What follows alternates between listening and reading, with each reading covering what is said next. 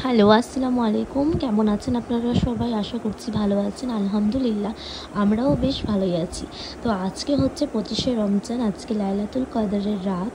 তো এই বিজোড় দিনগুলোতে আমাদের লাইলাতুল কদর হয়েছিল। কবে হয়েছিল সেটা আমরা কেউই জানি না। কিন্তু আমরা এই বিজোড় ২০ থেকে বিজোড়ের মধ্যে যে দিনগুলো পড়ছে সেগুলোতেই আমরা কিন্তু নামাজ আদায় করছি লাইলাতুল কদরের।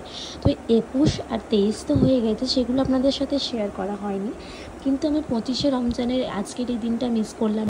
এই রোজা রমজান মাসে কিন্তু অনেকই কাজ থাকে, আজকে আপনাদের সাথে সেটাই দেখাবো। তো চলেন আজকের ভিডিওটা আপনারা দেখতে থাকেন। আশা করছি আজকের ভিডিওটাতে আপনারা অনেক ভালোবাসা দিবেন আর সঙ্গে থাকবেন। আসসালামু আলাইকুম। দেখেন ঘুম থেকে উঠে পড়েছি আর এখন এই যে একদম চোখে ঘুম ঘুম ভাব নিয়ে একটু অজুটাকে বানিয়ে তারপরে চলে এসেছি।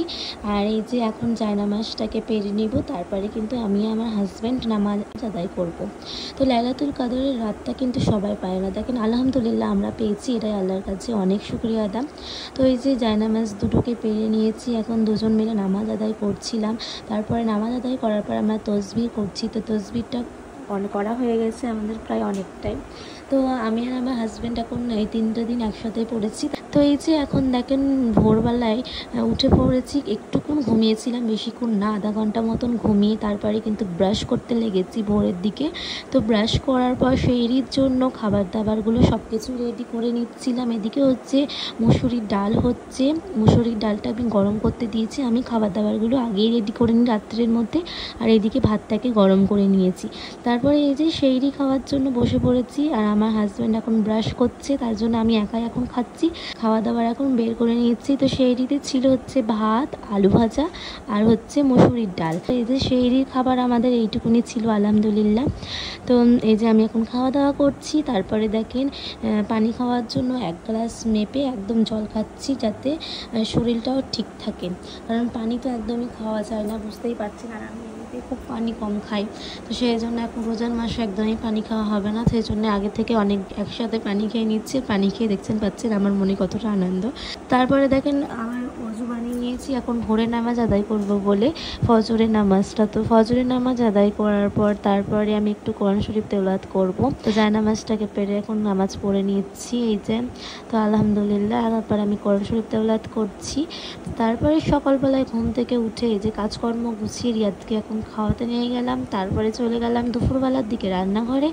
আজকে করব হচ্ছে মটরের ঘুগনি, তারপরে হচ্ছে আলুর চচ্চড়ি করব, সেটা হচ্ছে রাত্রিরে খাবার জন্য। তো আলুর চচ্চড়িটাকে আমি চাপিয়ে দিয়েছি। তারপরে দেখেন আমি ঘুগনির মধ্যে হলুদটা দিয়ে তারপরে ওটাকে সেদ্ধ করে নেব, একটু জল দিয়ে দিলাম।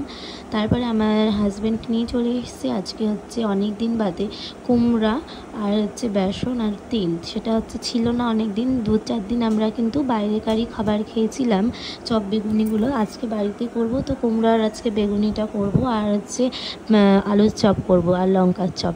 তো এই যে এগুলো নিয়ে চলে এসে আপনাদেরকে দেখিয়ে দিলাম আজকে হাজব্যান্ড আমার কী বাজার এনেছে দেখেন।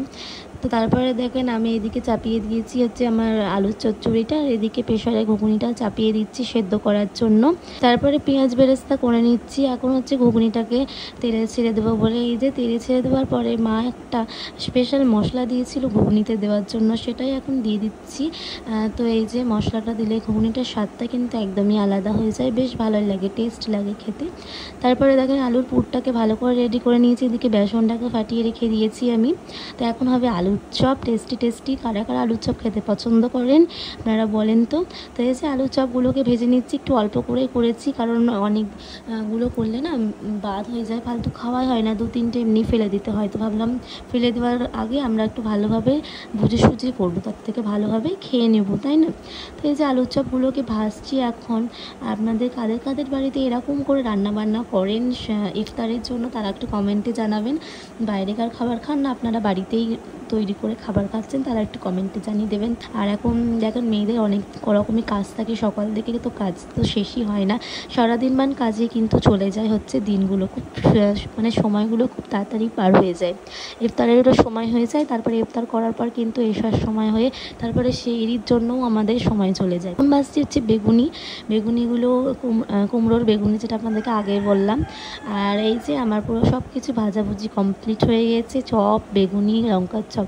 তারপরে ইফতার কেটে নিয়েছি আমি ফলগুলোকে, এই যে ঘুগনি, আলুর চপ, এদিকে জুস, তারপরে ফল একসাথে সব কেটে রেখে দিয়েছি। তখন আমরা ইফতার করবো আলহামদুলিল্লাহ। তারপরে দেখেন ইফতার করার পরেও কিন্তু কাজ শেষ নেই, আমি কিন্তু একদমই বসিনি। তারপরে একদম আটা মাখতে লেগে পড়েছি, কারণ আটা মাখতে অনেক লেট হয়ে যায়, নামাজ পড়ার পর কোরআন শরীফ তেলাওয়াত করতে হয়, তারপরে কিন্তু অনেক সময় চলে যায়, তারপরে রিয়াদকে খাওয়ানো দাওয়ানো। এর জন্য ভাবলাম যে আজকে আগের থেকেই ময়দাটাকে মেখে রেখে দেবো। তো ময়দা মাখার পরে যে রুটি করতে চলে গেছি, গোল গোল ফুলকো রুটি। কারা কারা রোজা রমজান মাসে রাত্রিরে রুটি খান রোজা থাকার পরেও, তারা একটু কমেন্ট সেকশনে জানিয়ে দিন। আমি আর আমার হাজব্যান্ড কিন্তু রুটি খাই। আমি যদিও বা না খেতাম, কিন্তু আমার হাজব্যান্ডের জন্য আমাকে করতেই হয়, সেজন্য ভাবলাম যে ওর জন্য যখন করি তখন আমিও খেয়ে নেব। তো এই যে কাজকর্ম করতে করতে সময় চলে গেল, দেখেন এখন রাত্রি 9টা বাজছে। তো তারপরে যে আমার গোল গোল ফুলকো রুটির সাথে আজকের সময়টা পার হয়ে গেল। আজকের ব্লগটা কেমন লেগেছে অবশ্যই জানাতে ভুলবেন না। দেখা হবে আপনাদের সাথে নেক্সট ব্লগে। ততক্ষণকার মতন টাটা, বাই বাই। ভালো থাকবেন, সুস্থ থাকবেন, সবাইকে ভালো রাখবেন।